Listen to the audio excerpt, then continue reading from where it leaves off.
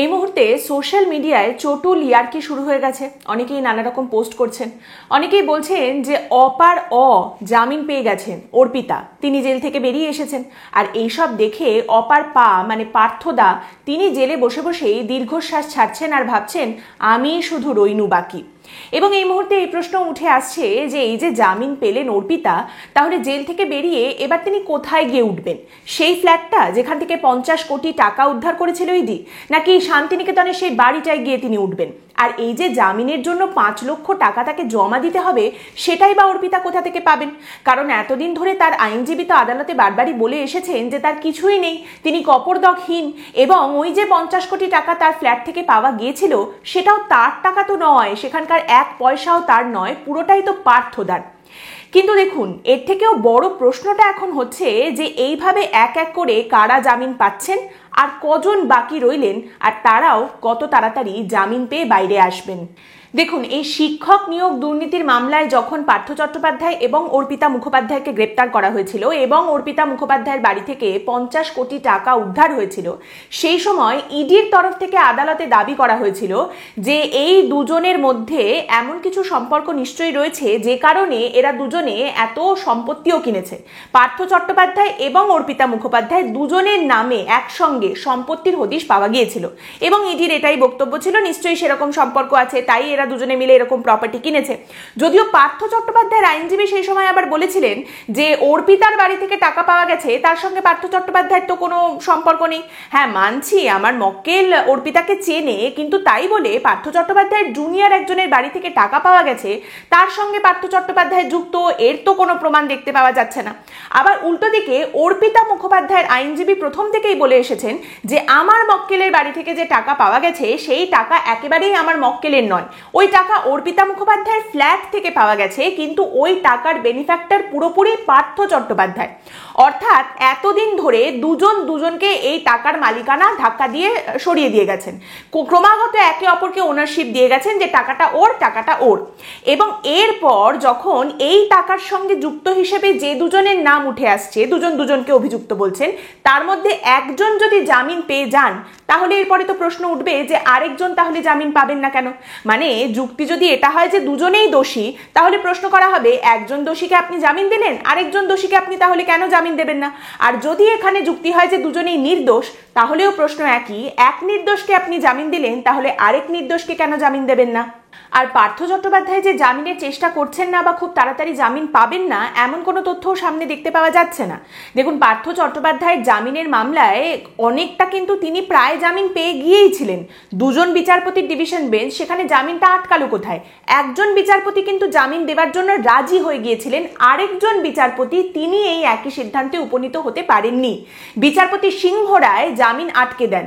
তিনি বলেন যে এই মুহূর্তে মনে হচ্ছে রাজ্য প্রশাসন পরোক্ষভাবে এই মামলা কোথাও একটা আটকানোর চেষ্টা করছে, এবং এই পরিস্থিতিতে যদি পার্থ চট্টোপাধ্যায় জামিন পেয়ে বেরিয়ে যান, তাহলে সেটা অত্যন্ত দুর্ভাগ্যজনক হবে। কোথায় সমস্যা তৈরি হচ্ছে না, পার্থ চট্টোপাধ্যায়ের বিরুদ্ধে মামলার ট্রায়াল শুরু করতে পারছে না কেন্দ্রীয় তদন্তকারী সংস্থা, তারা আদালতে এই কথাটা জানায়। কেন? পার্থ চট্টোপাধ্যায় প্রাক্তন মন্ত্রী, তার বিরুদ্ধে ট্রায়াল শুরু করার জন্য রাজ্যপালের অনুমতি প্রয়োজন, সেটা পাওয়া গেছে।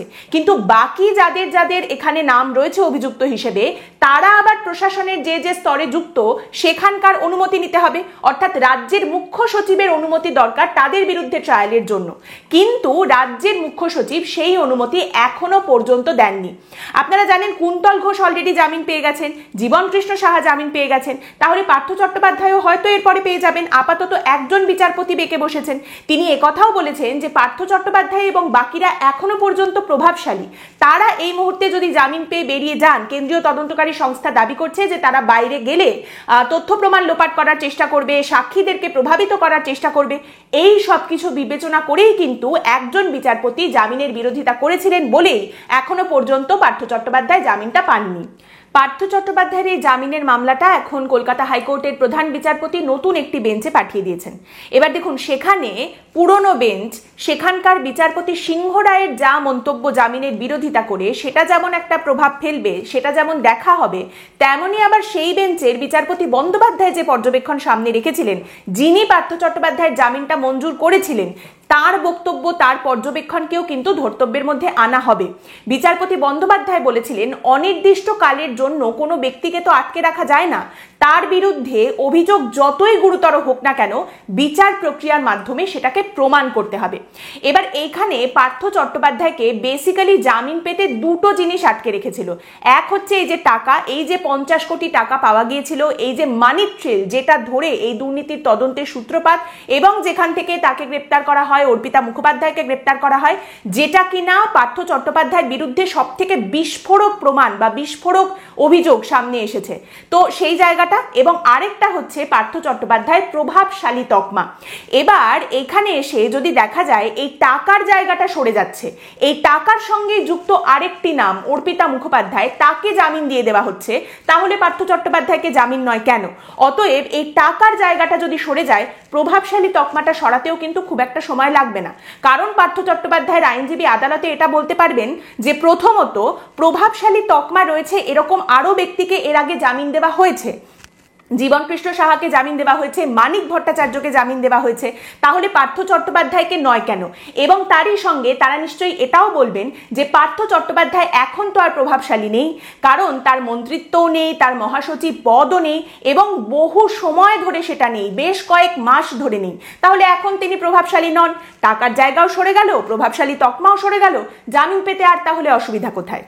পার্থ চট্টোপাধ্যায়ের আইনজীবী এখনো পর্যন্ত কিন্তু আদালতে সেই একই স্ট্যান্ড বজায় রেখেছেন যে পার্থ চট্টোপাধ্যায় অর্পিতাকে চিনতেন ঠিকই, কিন্তু তার বেশি কিছু নয়। দুজনের মধ্যে ব্যবসায়িক সম্পর্ক ছিল, ব্যবসায়িক আদান প্রদান হয়েছে, কিন্তু এর বেশি কিছু নয়। অর্পিতা মুখোপাধ্যায় কোথায় তারপর কি করেছেন না করেছেন সেগুলো পার্থ চট্টোপাধ্যায় জানেন না। এমনকি পার্থ চট্টোপাধ্যায়ের আইনজীবী আদালতে একথাও বলেছেন যে অর্পিতার বাড়ি থেকে বা অন্যান্য সংস্থা থেকে যে সম্পত্তি বাজেয়াপ্ত হয়েছে সেগুলো পার্থ চট্টোপাধ্যায় নিজের বলে দাবি করেননি এবং ভবিষ্যতেও তিনি সেটা করবেন না। অর্থাৎ সেই একই কথা প্রথম থেকে পার্থ চট্টোপাধ্যায়ের আইনজীবী বজায় রেখেছেন যে অর্পিতার বাড়িতে যে টাকা পাওয়া গেছে তার সঙ্গে পার্থ চট্টোপাধ্যায়ের কোনো সম্পর্ক নেই। এখন ইডি বা কেন্দ্রীয় তদন্তকারী সংস্থা যারা এই গোটা বিষয়টায় তদন্ত করছে, তারা যদি এই মানি ট্রেলের পার্থ চট্টোপাধ্যায়ের সঙ্গে কি সম্পর্ক সেটা একদম উইদাউট এনি ডাউট প্রমাণ করতে না পারে এবং এই অর্পিতা মুখোপাধ্যায় জামিন পেয়ে বেরিয়ে যদি এখন অন্য সুরে গাইতে শুরু না করে, তাহলে সেক্ষেত্রে পার্থ চট্টোপাধ্যায়ের জামিন পাওয়াটা খুব একটা কঠিন একেবারেই হবে না। ড্যাং ড্যাং করে পার্থ চট্টোপাধ্যায়ও জামিন পেয়ে বেরিয়ে আসবেন। তাহলে এই মুহূর্তে পরিস্থিতি যা দাঁড়াচ্ছে, একদম শেষে দুটোই পর্যবেক্ষণ সামনে উঠে আসে। এক হচ্ছে 2021-এর নির্বাচন থেকে শুরু করে পশ্চিমবঙ্গের বিজেপি মনে করেছিল এই যে দুর্নীতির ইস্যু, এটা দিয়েই তৃণমূল কংগ্রেসকে দুর্মুষ করা যাবে। 2021-এ তারা সেটা পারেনি এবং তাদের কাছে এটা আশা ছিল যে 2026-এও এই দুর্নীতির ইস্যুকে তারা নিয়েই লড়াইটা করবেন এবং তৃণমূল কংগ্রেসকে তারা হারাবেন। এখন যা দেখতে পাওয়া যাচ্ছে তাতে 2026 আস্তে আস্তে এই দুর্নীতিগুলো নন ইস্যুতে পরিণত হবে। একের পর এক সবাই জামিন পেয়ে বাইরে চলে আসছেন। আপনারা জানেন অনুব্রত মণ্ডল জামিন পেয়ে গেছেন। এরপরে যদি দেখা যায় পার্থ চট্টোপাধ্যায়ও জামিন পেয়ে গেলেন, 2025-এর মাঝামাঝিও যদি পার্থ চট্টোপাধ্যায় জামিন পেয়ে বেরিয়ে আসেন, তাহলেও 2026-এ Partha Chattopadhyay will be a non issue. দুর্নীতির কোনো কিছু আর ধোপেই টিকবে না এবং কেন্দ্রীয় তদন্তকারী সংস্থাকে নিয়েও বলার মতো আর কিছুই থাকবে না। এবং দ্বিতীয় কথা হচ্ছে, এখন আমাদের কাছে যা পরিস্থিতি দাঁড়িয়েছে, এই জিনিসটা বারবার দেখতে দেখতে একটা ওই বাংলা সিরিয়ালের মতো হয়ে গেছে। 100টা এপিসোড আমরা দেখে ফেলি, কিন্তু আলটিমেটলি কি হলো সেটা কিছুই দেখতে পাওয়া যায় না, কোথাও এই গল্পটা আর এগোয় না। এবং বারবার আপনি নিয়োগ দুর্নীতি ধরুন বা রেশন দুর্নীতি ধরুন, প্রতিটা ক্ষেত্রে এই একই অবস্থা আমরা দেখতে পাচ্ছি। অনুব্রত মণ্ডল জামিন পেয়ে বেরিয়ে এসে বলেছিলেন যে মমতা বন্দ্যোপাধ্যায়কে চতুর্থবারের জন্য মুখ্যমন্ত্রী করে তবে তিনি হাঁপ ছাড়বেন, তারপর তিনি সরে যাবেন।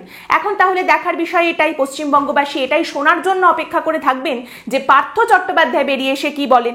মমতা বন্দ্যোপাধ্যায়কে চতুর্থবার কেন, পঞ্চমবারের জন্য মুখ্যমন্ত্রী করব আমি, বা অভিষেক বন্দ্যোপাধ্যায়ের প্রথমবারের মুখ্যমন্ত্রী হওয়া পর্যন্ত আমি হাঁপ ছাড়বো না, কি বলেন তিনি, কোন সাধের কথা তিনি সামনে তুলে ধরেন, সেটাই দেখার বিষয়। হাজার হাজার চাকরি প্রার্থীর হাজার হাজার দিনের লড়াইয়ের লক্ষ্য পূরণ হোক বা না হোক, তাদের স্বাদ পূরণ হোক বা না হোক, এদের স্বাদ পূরণ হতে নিশ্চয়ই দেখবো আমরা। আজকের পর্ব এখানেই শেষ করছি। আপনাদের মতামত অবশ্যই জানাবেন এই পর্ব সম্পর্কে। পরের দিন দেখা হবে অন্য একটি বিষয় নিয়ে আলোচনায়। ভালো থাকবেন।